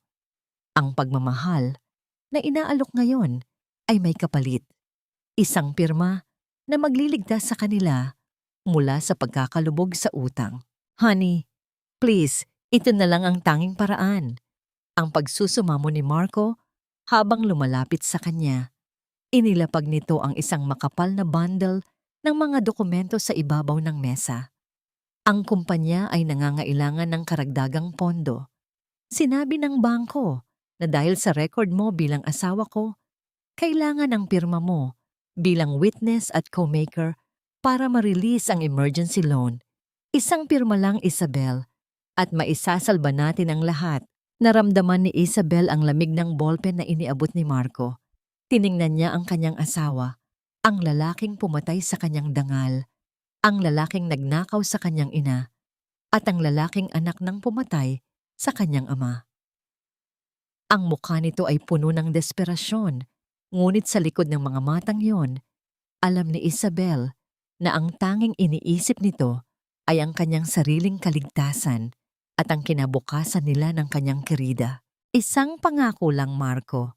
Ang boses ni Isabel ay mahina, parang isang hanging naglalakbay sa disyerto. Pangako na pagkatapos nito, Hindi niyo na ako muling sasaktan, na ituturing niyo na akong tunay na pamilya. Pangako, Isabel, gagawin ko ang lahat para bumawi sa'yo. Magbabago na ako, honey. I'll be the best husband for you. Mabilis na sagot ni Marco. Ang kanyang boses ay nanginginig sa labis na katuwaan dahil sa pag-aakalang muli niyang nauto ang asawa. Ngunit, may inilabas na isang pirasong papel si Isabel mula sa kanyang maliit na bag. Bago ko pirmahan ang mga dokumento mo, pirmahan niyo muna ito ni Mama. Isa itong waiver of rights at agreement of separation of assets. Sinabi sa akin ng isang kaibigan na kailangan nating gawin ito para protektahan ang kumpanya mo kung sakaling magkaroon tayo ng legal na problema sa hinaharap. Para hindi ako madamay kung sakaling bumagsak ang lahat. Nagkatinginan sina Matilda at Marco. Sa kanilang isipan, ang hinihingi ni Isabel ay 1 kilos ng isang taong mangmang at takot. Akala nila ay gusto lamang ni Isabel na umiwas sa responsibilidad. Hindi nila alam na ang dokumentong iyon ay isang legal na bitag na maghihiwalay sa lahat ng kanilang ari-arian at maglilipat ng mga natitirang shares ni Marco sa pangalan ni Isabel bilang bayad sa utang na kinilala ni Marco sa promissory note noong nakaraang araw. Sige, kung yan ang magpapakalma sa'yo, pipirmahan namin, sabi ni Matilda nang walang pag-aalinlangan. Kinuha nito ang ballpen at mabilis na idinikit ang kanyang lagda sa papel, kasunod si Marco. Ang kanilang kasakiman ay naging piring sa kanilang mga mata. Nang matapos ang pirmahan, dahan-dahang kinuha ni Isabel ang mga papel. Ang namayani ng haplusin ni Isabel ang ibabaw ng dokumento. Pakiramdam niya ay tila lumuwag ang kadenang 10 taon nang nakapulupot sa kanyang leeg. Ang bawat titik ng kanyang pangalan sa waiver ay tila isang hakbang palayo sa impyernong kinalalagyan niya. Ngunit ang katahimikan ay nabasag ng isang mabigat at sunod-sunod na katok mula sa labas ng kanilang malaking pintuan. Ang bawat hampas sa kahoy ay tila isang babala. Nagkatinginan ang mag-ina. Sino yan sa ganitong oras? Baka ang bangko na yan, para sa loan. Masayang sabi ni Marco habang patakbong nagtungo sa pintuan. Ngunit nang buksan niya ang pinto, hindi ang manager ng bangko ang bumati sa kanya. Nakatayo roon ang isang sheriff kasama ang 2 pulis at si Mr. Santos mula sa Blue Diamond Building. May hawak silang isang pulang envelope. Ang pinal na eviction notice. Mr. Marco Macaraeg, narito kami upang isagawa ang kautusan ng korte. Dahil sa hindi pagbabayad ng upa at ang pagkumpiska sa inyong mga assets bilang collateral sa utang, kailangan nyo nang lisanin ang bahay na ito at ang inyong opisina sa Blue Diamond Building sa loob ng 1 oras. Ang boses ng sheriff ay walang emosyon, kasing lamig ng bakal. Ano? Anong eviction? Kakasign lang namin ng loan. Isabel, anong nangyayari? Sigaw ni Marco. Ang kanyang boses ay napalitan ng matinding takot habang pilit na humahawak sa hamba ng pinto. Sa likuran nila, dahan-dahang tumayo si Isabel. Hindi na siya ang babaeng nakayuko. Itinapon niya ang tasa ng tsa sa sahig at ang tunog ng pagkabasag ng porselana ay tila ang huling hudyat ng kanyang paglaya. Ang loan na inaasahan mo, Marco, ay hindi kailanman maaaprubahan dahil ang kumpanyang uutangan mo ay pag-aari ko na rin. Ang sabi ni Isabel, ang kanyang boses ay umalingaw-ngaw sa buong mansyon na tila isang hatol mula sa langit. Napalingon si Matilda, ang kanyang muka ay puno ng kalituhan na dahan-dahang naging kilabot. Anong sinasabi mo? Pulubi ka. Paanong magiging sayo ang lahat? Attorney Ramos, pasok ka. Utos ni Isabel. Pumasok ang abogado na may dalang mga dokumentong nagpapatunay sa lahat. Ang cliffhanger ng gabing ito ay ang hitsura ng mukha ni Matilda habang dahan-dahang napapaupo sa sahig, habang ang mga pulis ay nagsisimulang ilabas ang kanilang mga mamahaling kagamitan sa kalsada. Nasaan na ang paraisong ipinagmalaki ni Marco? At hanggang saan ang kayang gawin ni Isabel Ngayong hawak na niya ang leeg ng mga taong pumatay sa kanyang kaligayahan? Hindi mo ba nararamdaman, Marco? Malamig ngunit nanginginig na sambit niya habang nakatitig sa mga papel sa mesa. Sa bawat pirma mo riyan, lalo mo lamang inilalagay sa panganib ang sarili mong buhay at kinabukasan. Dahan-dahan siyang lumapit, hindi inaalis ang tingin sa lalaki. Habang iniisip mong ikaw ang may kontrol sa lahat, hindi mo napapansin na unti-unti ka nang nahuhulog sa sarili mong mga desisyon at kasinungalingan. Natahimik si Marco habang ang bigat ng mga salita ay tila dahan-dahang bumabalot sa buong silid. Ang boses ni Isabel ay hindi sumisigaw, ngunit ang bawat salitang lumalabas sa kanyang mga labi ay tila isang malakas na hampas ng alon na bumabasag sa mga pader ng mansyon. Nakatayo siya sa gitna ng sala, diretso ang likod at may hawak na folder, habang sa paligid niya ay nagsisimula nang gumalaw ang mga tauhan ng sheriff. Ang mga gamit na dati ay tinitingnan ni Matilda nang may labis na pagmamalaki, ang mga antik na florera, ang mga mamahaling painting, at ang mga upuang balat ay isa-isang binabalot at nilalagyan ng label na seized. Napatitig si Marco sa dokumentong hawak ni Attorney Ramos. Ang kanyang hininga ay naging mabilis at mababaw. Ang bawat singhap ay tila may kasamang alikabok ng takot. Ang mga papel na akala niya ay magliligtas sa kanyang kumpanya ay ang pinal na hatol sa kanyang pagbagsak. Ang waiver of rights na pinirmahan niya ay nagbigay kay Isabel ng legal na kapangyarihan upang bawiin ang lahat ng ari-ariang nakuha ni Marco sa pamamagitan ng panloloko. Isabel, please, huwag naman ganito. Mag-usap tayo. Asawa mo ako. Hindi mo pwedeng gawin ito sa akin. Ang pagsusumamo ni Marco ay tila isang desperadong awit ng isang taong nalulunod. Ang kanyang mga kamay ay nanginginig. Habang pilit na inaabot ang laylayan ng damit ni Isabel, dahan-dahang umatras si Isabel, isang kilos na puno ng pag-iingat na tila ayaw niyang madumihan ng presensya ng asawa. Asawa? Ang asawang nagnakaw ng pera para sa libing ng nanay ko? Ang asawang nakikipaghalikan sa ibang babae habang ako ay nagluluksa? Wala na ang lalaking pinakasalan ko, Marco. Matagal na siyang pinatay ng kasakiman niyo. Sa isang sulok, si Doña Matilda ay tila nawala sa sariling wisyo. Sinubukan niyang pigilan ng isang pulis na kinukuha ang kanyang mamahaling koleksyon ng mga alahas. Huwag! Akin iyan. Bigay iyan ni Arturo sa akin. Wala kayong karapatang hawakan ang mga gamit ko. Ang kanyang mga kuko ay bumaon sa braso ng opisyal, ang kanyang muka ay namumula, at ang kanyang buhok, na dati ay laging maayos, ay ngayon ay magulo na at nakalawit sa kanyang noo. Madam, kailangan niyo pong bumitaw. Ang lahat ng ari-ariang ito ay nakalista na bilang pambayad sa utang ng kumpanya ni Mr. Marco Macaraig sa Blue Diamond Building. Ang paliwanag ng pulis habang dahan-dahang tinatanggal ang kamay ng matanda. Naramdaman ni Isabel ang isang matinding kirot sa kanyang dibdib, hindi dahil sa panghihinayang, kundi dahil sa pagod. Ang 10 taon ng kanyang buhay ay tila isang mahabang panaginip na punong-puno ng bangungot. Tumingin siya sa paligid at nakita ang sa gitna ng kaguluhan. Isang maliit na picture frame ang nalaglag mula sa isang cabinet. Ito ay larawan ni Isabel noong araw ng kanilang kasal, nakangiti at puno ng pag-asa. Dahan-dahan niya itong pinulot. Nakita niya ang basag na salamin na bumabagtas sa kanyang sariling mukha sa larawan. Hindi na siya umiyak. Sa halip, marahan niyang inalis ang litrato mula sa frame at pinunit ito sa gitna. Iniwan ang bahagi ni Marco sa sahig at itinago ang kanyang sariling larawan sa kanyang bulsa. Attorney Ramos, pakisiguro na walang may iwang kahit isang sinulid na pag-aari ko sa bahay na ito. Ang lahat ng dumi ng nakaraan ay dapat nang walisin.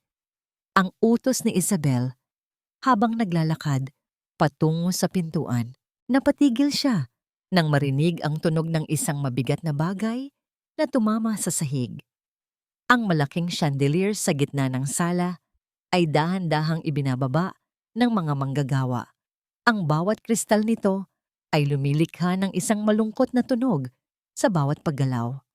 Tila ito ang huling kislap ng karangyaan ng pamilya Makaraig. Isabel!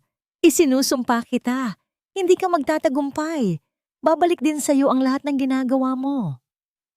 Ang huling sigaw ni Matilda na umalingaw-ngaw sa malawak na pasilyo habang sa pilitan siyang inilalabas ng mga tauhan ng sheriff. Lumabas si Isabel sa mansyon. Ang hangin sa labas ay sariwa. May dalang amoy ng paparating na ulan. Tiningnan niya ang mataas na gate na dahan-dahang isinasara at nilalagyan ng kadena. Ang bawat pag-ikot ng susi ay tila isang musika ng kalayaan. Ngunit sa kabila ng tagumpay na ito, isang tanong ang nananatili sa kanyang isipan habang nakatingin sa madilim na langit. Sapat na ba ang mabawi ang lahat ng yaman upang mapatahimik ang kaluluwa ng kanyang ama at ina? O ito pa lamang ang simula ng isang mas malalim na digmaan na magbubunyag sa mas marami pang madidilim na lihim ng pamilya Makaraig? Dito tayo magsisimula muli, Marco, sa itaas ng lahat kung saan walang makakaabot sa atin. Dito sa penthouse na ito, tayo ang hari at reyna ng Cheongdam-dong. Ang boses ni Doña Matilda ay puno ng pangarap at kapalaluan habang nililibot ang malawak na sala ng penthouse sa Blue Diamond Building. Kahit kakarating lang nila mula sa pagkaka-evict sa kanilang mansyon, tila nakalimutan na niya agad ang kahihiyan. Para sa kanya, ang pansamantalang pananatili sa marangyang suite na ito, na akala niya ay bahagi ng loan package na pinirmahan ni Marco, ay ang kanyang muling pagkabuhay. Ma, kailangan nating mag-ingat. Hindi ko pa rin makontak ang bagong landlord. Bulong ni Marco habang nakatingin sa labas ng bintana. Ang kanyang mukha ay balisa. Ang bawat tunog ng pag-ikot ng aircon sa kisame ay tila nagpapataas ng kanyang kaba. Huwag kang praning, Marco. Pinirmahan ni Isabel ang lahat. Ang kumpanya ay ligtas na. Ang kailangan na lang natin ay ang pagdating ni Sofia para sa investment. Sagot ni Matilda habang dahan-dahang hinahaplos ang malambot na sofa. Nabalik lamang ang kanilang atensyon nang marinig ang marahang tunog ng pagbukas ng pintuan. Ang mabigat na kahoy ay dahan-dahang gumalaw na tila ba ang bawat sentimetro ng pag-ikot nito ay nagdadala ng isang hatol na hindi nila inaasahan. Pumasok si Isabel. Nakasuot siya ng isang itim na talur na kasing talim ng kanyang paningin at ang kanyang bawat hakbang sa makintab na sahig ay nagbibigay ng tunog ng kapangyarihan. Isabel, anong ginagawa mo rito? At bakit ganyan ang suot mo? Labandera ka pa rin? Huwag mong kalilimutan. Ang sigaw ni Matilda, ang kanyang boses, ay muling bumalik sa dati nitong asidong tono. Hindi sumagot si Isabel. Lumakad siya patungo sa gitna ng silid at tumayo sa harap ng malawak na bintana na nakaharap sa buong lungsod. Ito ang lugar kung saan ang kanyang ina, si Nanay Elena, ay dating nagpunas ng sahig ng nakaluhod habang binabato ng masasakit na salita ng mga taong katulad nina Matilda. Naramdaman ni Isabel ang lamig ng salamin sa kanyang mga daliri kung saan tila narinig niya ang bulong ng kanyang ina. Anak, tapusin mo na ang laban. Sabi ko, anong ginagawa mo rito? Muling sigaw ni Matilda habang akmang lalapit para sabunutan si Isabel. Ngunit bago pa siya makalapit, pumasok si Mr. Santos kasama ang 6 na security guards. Sabay-sabay silang yumukod sa harap ni Isabel. Good morning, Madam President. Handa na po ang eviction orders para sa mga illegal occupants ng penthouse na ito. Tila tumigil ang mundo ni Marco. Ang kanyang lalamunan ay natuyo at ang bawat lunok niya ay tila may kasamang bubog. Madam President, Mr. Santos, nagkakamali ka. Asawa ko siya. Siya si Isabel, ang asawa kong pulubi. Siya si Madam Isabel Makaraig, ang nag-iisang may-ari ng Blue Diamond Building at ang chairman ng Makaraig Holdings. Ang seryosong sagot ni Mr. Santos. At ayon sa mga dokumentong pinirmahan niyo kagabi, Marco, wala na kayong karapatan sa anumang palapag ng gusaling ito. Dahan-dahang humarap si Isabel. Ang kanyang mukha ay walang emosyon, kasing lamig ng marmol na kinatatayuan nila. Kinuha niya ang isang tuyot na bulaklak ng kulasisi mula sa kanyang bag. Ang bulaklak na itinapon ni Matilda sa kabaong ng kanyang ina. Dahan-dahan niya itong inilapag sa harap ni Matilda. Naalala mo ba ito, Mama? Ang sabi mo, ang bulaklak na ito ay bagay sa amin dahil mura at madaling malimutan. Ang boses ni Isabel ay mahina, ngunit bawat salita ay tila isang taga sa puso. Ngayon, tingnan mo ang paligid mo. Ang marangyang penthouse na ito, ang kumpanyang binuo mo sa kasinungalingan. Lahat ng ito ay nabubulok na rin, tulad ng bulaklak na ito. Hindi! Hindi ito maaari. Magnanakaw ka. Ninakaw mo ang lahat sa amin. Ang pagwawala ni Matilda, ang kanyang boses ay naging isang matinis na tili habang sinusubukang abutin ang leeg ni Isabel. Ngunit mabilis siyang nahawakan ng mga security guards. Ang kanyang katawan ay pumapalag. Ang bawat sipa niya sa hangin ay tila isang desperadong sayaw ng isang taong nawalan na ng lahat. Napaluhod si Marco sa sahig. Ang kanyang mga mata ay puno ng luha, ngunit hindi ito luha ng pagsisisi, kundi luha ng isang talunang nalaman na wala na siyang matatakbuhan. Isabel, honey, patawarin mo ako. Nabulag lang ako. Mahal kita. Alam mo yan. Gagawin ko ang lahat. Magsisilbi ako sa'yo. Tumingin si Isabel sa kanyang asawa nang may matinding pagkamuhi. Ang pag-ibig mo, Marco, ay parang anino. Nandyan lang kapag maliwanag ang buhay, pero nawawala sa oras ng dilim. Hindi ko kailangan ng alipin. Ang kailangan ko ay katarungan. Lumingon si Isabel kay Mr. Santos. Ilabas na sila. Ngayon din, huwag niyong hahayaan na makapagdala sila ng kahit anong gamit na pag-aari ng gusaling ito. Iwanan niyo sila sa kalsada kung saan sila dapat nagsimula. Ang cliffhanger ng kabanatang ito ay ang imahe ni Matilda at Marco na kinakaladkad palabas ng elevator patungo sa mataong kalsada ng Cheongdam-dong.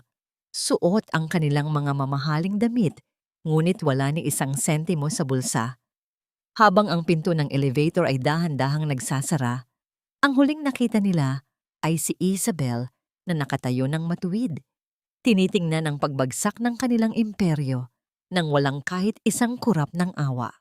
Sapat na ba ang kahihiyang ito upang pagbayarin sila sa lahat ng kanilang kasalanan? O mayroon pang huling alas si Matilda upang sirain ang muling pagbangon ni Isabel? Ang katarungan ay parang isang dambuhalang gulong. Maaring mabagal ang pag-ikot, ngunit sa oras na dumating ito sa tuktok, wala itong ititirang buo sa sino mang humarang sa dinadaanan nito. Ang semento ng kalsada sa labas ng Blue Diamond Building ay hindi kasing lambot ng mga sofa sa loob ng penthouse, at ito ang mapait na katotohanang sumalubong kina Marco at Matilda. Nakaupo si Doña Matilda sa gilid ng bangketa. Ang kanyang mamahaling bestido ay puno na ng alikabok at ang kanyang mukha ay nabahira ng uling mula sa tambutso ng mga sasakyang dumadaan. Sa tabi niya, nakatayo si Marco, nakatingin sa malaking digital screen sa tapat ng gusali, kung saan nakasulat ang balitang nagpaguho sa kanilang mundo. Apex Solutions, tuluyang nagsara dahil sa malaking utang. Bagong may-ari ng Blue Diamond, nag-anunsyo ng malawakang pagbabago. Marco, gawin mo ang lahat. Hindi tayo pwedeng manatili rito. Tawagan mo si Sofia. Tawagan mo ang sino mang kakilala mo. Ang hiyaw ni Matilda. Ang kanyang boses ay paus na at punong-puno ng desperasyon na tila isang hayop na nasugatan. Ngunit si Marco ay tila estatwa na hindi makagalaw. Ang bawat tao na lumalabas sa gusali, ang mga dating empleyado na minsan ay minaliit niya, ay tinitingnan siya ng may halong awa at pangungutya. Ang bawat bulong ng mga ito ay tila isang matalim na karayom na tumutusok sa kanyang balat. Nabalik lamang ang diwa ni Marco nang bumukas ang malaking glass door ng lobby. Lumabas si Isabel, kasama si Attorney Ramos at ang mga pulis. Ang kanyang bawat hakbang ay tila isang tunog ng martilyo na nagtatapos sa kasaysayan ng mga makaraeg. Huminto siya sa tapat ng kanyang asawa at biyenan. Isabel, honey, maawa ka. Kahit maliit na apartment lang kahit saan, huwag mo kaming itapon ng ganito. Ang pagsusumamo ni Marco habang nagtatangkang lumuhod sa harap ni Isabel. Ngunit bago pa man dumampi ang kanyang tuhod sa lupa, hinarangan siya ng mga pulis. Hindi na ito tungkol sa pera, Marco. Hindi na rin ito tungkol sa inyong dalawa. Ang boses ni Isabel ay malamig. Walang bahid ng galit, kundi puno ng isang banal na katarungan. Inilabas niya ang lumang dokumento mula sa kanyang bag. Ang ebidensya ng krimen ni Don Arturo. Narito, ang ebidensya na ang tatay mo ang pumatay sa tatay ko para makuha ang lupang ito. 10 taon niyong itinago ang katotohanan habang hinahayaan niyo akong magsilbi sa inyo na parang alipin. Tila nawala ng hininga si Matilda. Ang kanyang mga mata ay nanlaki at ang kanyang labi ay nanginig ng husto. Paano mo nalaman ang tungkol sa gabi na yon? Ang bawat lihim ay may hangganan, Mama, sagot ni Isabel. Ang namayani nang kumuha si Isabel ng isang lumang ID card mula sa kanyang bulsa, ang ID ng kanyang ama na may mantsa ng dugo. Hinalikan niya ito ng bahagya bago tumingin ng diretso sa mag-ina. Ang dugong dumanak sa pundasyon ng gusaling ito ang sumisigaw ng katarungan. At ngayong araw, ang sigaw na yon ay diringgin na ng batas. Inabot ni Attorney Ramos ang mga dokumento sa opisyal ng pulisya. Officer, narito ang mga formal na reklamo para sa kasong murder at syndicated estafa laban sa estate ni Arturo Macaraeg at ang pagkakasangkot ni Marco Macaraeg sa pagtatago ng mga ebidensya. Ang tunog ng mga poses na inilalabas ng pulis ay tila isang malakas na kulog sa pandinig ni Marco. Ang bawat pag-ikot ng bakal sa kanyang mga kamay ay tila ang huling hudyat ng kanyang pagkawala sa mundong kinagisnan niya. Hindi! Wala akong kinalaman doon. Bata pa ako noon. Isabel, please! Ang pananahimik sa isang krimen ay isa ring krimen, Marco. Ang huling sabi ni Isabel bago siya tumalikod. Habang isinasakay si Marco sa loob ng sasakyan ng pulis at habang si Matilda ay naiwang humahulgol sa kalsada habang kinukuhanan ng litrato ng mga taong dumadaan. Naramdaman ni Isabel ang isang kakaibang gaan sa kanyang dibdib. Tumingin siya sa itaas, sa asul na langit na tila ba bumubukas para sa kanya. Ang karma na matagal na niyang hinihintay ay dumating na sa pinakamalupit at pinakatapat na paraan. Ngunit sa gitna ng kanyang tagumpay, isang tanong ang muling sumagi sa kanyang isipan habang nakikita ang sasakyan ng pulis na lumalayo. Sapat na ba ang makita silang nagdurusa upang tuluyang mabura ang pait ng nakaraan? O mayroon pang isang bahagi ng kanyang puso na kailangang hilumin? Isang bahagi na hindi kayang bayaran ng anumang yaman o katarungan? Isang cliffhanger ang nabuo ng mapansin ni Isabel, ang isang pamilyar na sasakyang nakaparada sa di kalayuan. Isang sasakyang matagal na niyang hindi nakikita at ang taong bumaba rito ay ang tanging tao na nakakaalam sa isang huling lihim ni Nanay Elena. Isang lihim na maaaring magpabago sa lahat ng alam ni Isabel tungkol sa kanyang sariling pagkatao. Ang bawat pilat sa ating katawan ay isang kwento ng digmaang ating napanalunan, ngunit ang mga sugat sa ating puso ay mga tula ng pag-ibig na kailanman ay hindi matatapos. Nakatayo si Isabel sa harap ng puntod ng kanyang ina, si Nanay Elena. Malinis na ang paligid, wala na ang mga lanta at murang bulaklak na itinapon ni Matilda noon. Sa halip, ang puntod ay napapalibutan na ngayon ng mga sariwang rosas at puting liryos na nagbibigay ng banayad na halimuyak sa hangin. Ang sikat ng hapon ay dahan-dahang humahalik sa marmol na pangalan ng kanyang ina. Tila ba nagbibigay ng init sa malamig na himlayan nito. Nay, tapos na po. Ang pabulong na sabi ni Isabel. Ang kanyang boses ay nanginginig sa pagitan ng lungkot at ginhawa. Hinaplos niya ang malamig na bato kung saan naramdaman niya ang dampi ng hangin sa kanyang pisngi na tila ba isang haplos ng isang ina na nagsasabing proud siya sa kanyang anak. Nabalik ang kanyang diwa nang marinig ang tunog ng mga yabag sa damuhan. Lumingon siya at nakita ang isang lalaking nasa gitna ng kanyang edad. May seryosong mukha, ngunit may mga matang puno ng kabaitan. Siya si Gabriel, ang anak ni Attorney Ramos, at ang taong matagal nang nagmamasid sa kanya mula sa malayo. Isabel, may kailangan kang malaman. Ang simula ni Gabriel habang iniabot ang isang lumang kahon na gawa sa kahoy.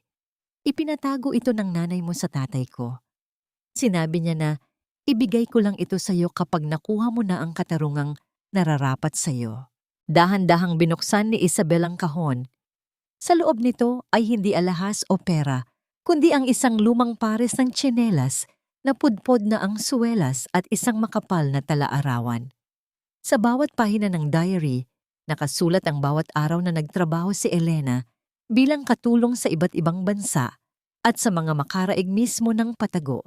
Napaupo si Isabel sa damuhan habang binabasa ang mga huling pahina. Dito niya nalaman ang huling lihim.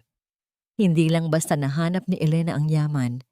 Sa loob ng 20 taon, unti-unti niyang binili ang mga shares ng Blue Diamond Building mula sa mga creditors ni Don Arturo sa tuwing nalulugi ito. Bawat sentimo na kinita ni Elena sa paglilinis ng banyo ng ibang tao ay ginamit niya upang mabawi ang lupang ninakaw sa kanyang asawa. Ang bawat hapdi ng kanyang rayuma at ang bawat pagtitiis sa gutom ay ginawa niya para sa kinabukasan ni Isabel. Isang dakilang sakripisyo, bulong ni Gabriel habang nakatingin din sa mga pahina. Hindi siya nagpanggap na mahirap dahil lang sa pagsubok sa iyo, Isabel. Nagpanggap siyang mahirap dahil ibinuhos niya ang lahat ng mayroon siya para mabuo muli ang imperyong ito para sa iyo. Ang baoto ng galit sa loob ni Isabel ay tila dahan-dahang humupa at napalitan ng isang malalim na pag-iyak. Isang iyak na hindi dahil sa sakit, kundi dahil sa labis na pasasalamat. Naramdaman niya ang bigat ng bawat sakripisyo ng kanyang ina na ngayon ay nasa kanyang mga kamay. Ang Blue Diamond Building ay hindi lang gusali. Ito ang buhay ni Nanay Elena. Tumayo si Isabel. Ang kanyang mga mata ay nagniningning sa panibagong liwanag. Gabriel, gusto kong gamitin ang lahat ng ito para sa kabutihan. Ayoko nang mamuhay sa anino ng pamilya makaraeg. Ang bawat sentimo na kinuha nila, ibabalik ko sa mga taong katulad namin ni Nanay na biktima ng kawalang katarungan. Sa huling bahagi ng hapong iyon, nagtungo si Isabel sa isang bahay ampunan na matagal na niyang sinusuportahan. Doon, sa gitna ng tawanan ng mga bata at ang tunog ng mga ibon sa paligid, naramdaman niya ang unang tunay na tibok ng kanyang puso na malaya sa pait. Nakita niya si Gabriel na nakikipaglaro sa mga bata at isang munting ngiti ang sumilay sa kanyang mga labi. Ngunit ang cliffhanger ay dumating nang makatanggap si Isabel ng isang liham mula sa bilangguan. Ito ay galing kay Marco. Sa loob ng sobre ay walang sulat, kundi ang kanyang lumang wedding ring na durog at may mantsa ng luha. Isang huling pagtatangka ng asawa na humingi ng tawad o baka isang huling paalala ng sugat na hindi pa lubos na naghihilom. Tiningnan ni Isabel ang singsing at pagkatapos ay ang malawak na tanawin sa kanyang harapan. Itatapon ba niya ang huling alaala ng kanyang nakaraan? O itatago niya ito bilang paalala ng kanyang muling pagkabuhay? Ang susunod na hakbang ni Isabel ang magpapasya kung siya ay tunay na bang malaya o nakatali pa rin sa mga anino ng kahapon. Ang tunay na kalayaan ay hindi matatagpuan sa paghihiganti, kundi sa sandaling hindi mo na kailangang lumingon sa likod dahil wala na ang takot sa iyong puso. Ang sugat na dati ay kumikirot ay isa na lamang pilat, isang paalala na ikaw ay lumaban, Ikaw ay nagtagumpay at ikaw ay muling nabuhay. Ang sikat ng umaga sa rooftop garden ng Blue Diamond Building ay kasing liwanag ng pag-asa.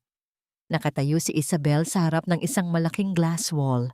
Tinitingnan ang lungsod na dati ay tila napakalaki at napakalayo para sa kanya. Ngayon, ang bawat kalsada at bawat gusali ay tila bumabati sa kanya bilang bagong reyna ng Cheongdam-dong. Ngunit sa ilalim ng kanyang mamahaling asul na gown, nananatili ang puso ng isang Isabel na marunong magmahal at marunong magpatawad. Nabalik lamang ang kanyang diwa nang lumapit si Gabriel. May dala itong 2 tasa ng mainit na kape. Ang amoy nito ay humahalo sa sariwang hangin ng umaga. Ang namagitan sa kanila nang dahan-dahang haplusin ni Gabriel ang kamay ni Isabel habang inaabot ang tasa.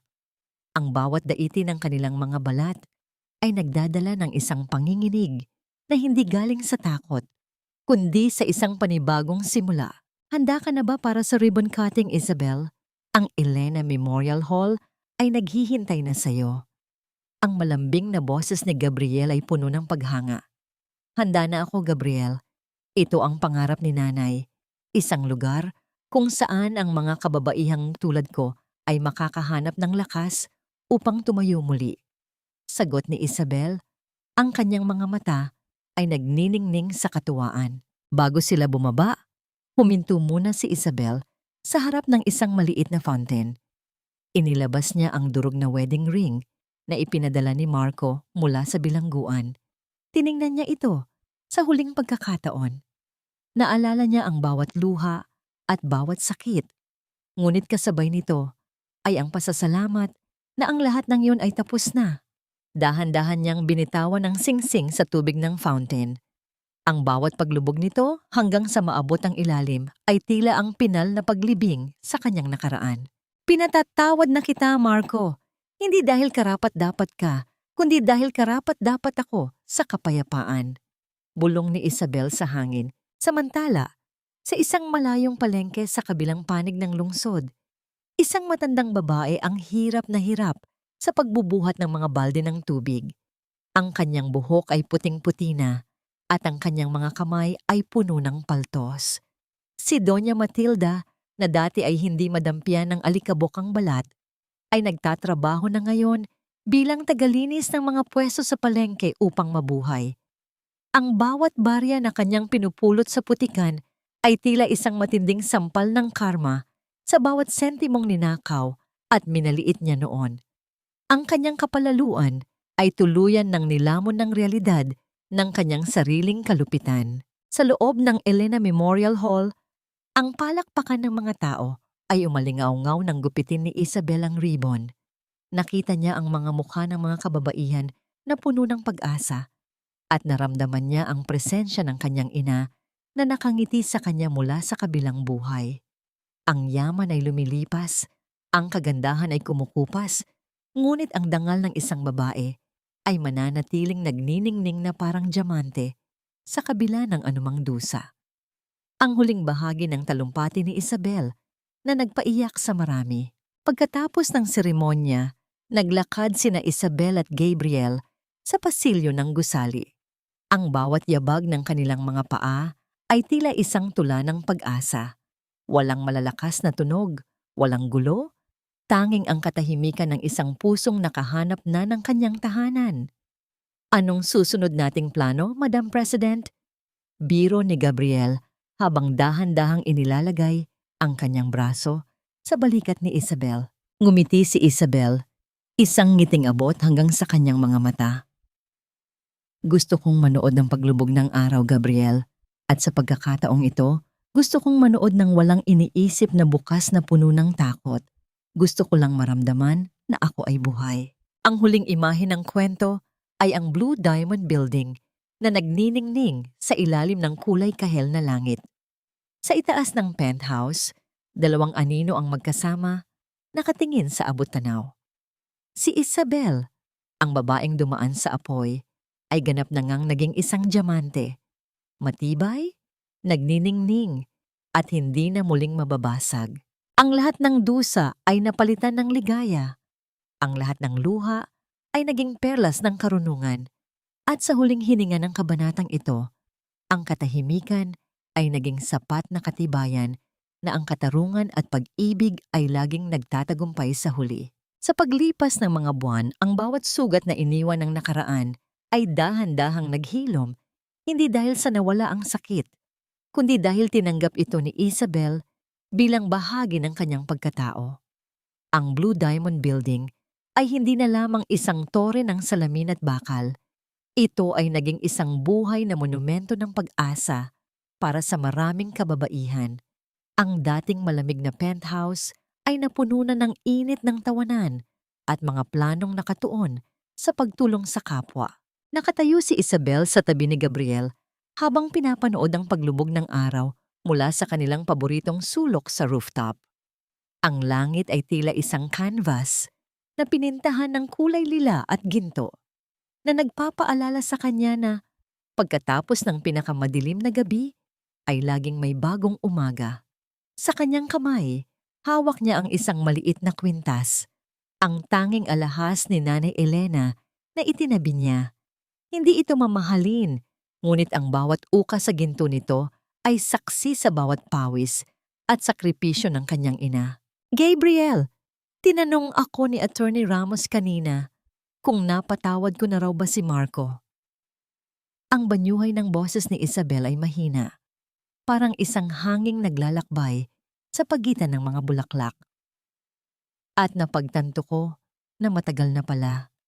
Hindi dahil sa kinalimutan ko ang ginawa niya, kundi dahil ayaw ko nang bitbitin ang bigat ng galit habang naglalakad ako patungo sa hinaharap. Tumingin si Gabriel sa kanya. Ang kanyang mga mata ay puno ng paggalang at isang lalim ng pag-ibig na hindi na kailangan ng maraming salita. Iyan ang tunay na kapayapaan, Isabel.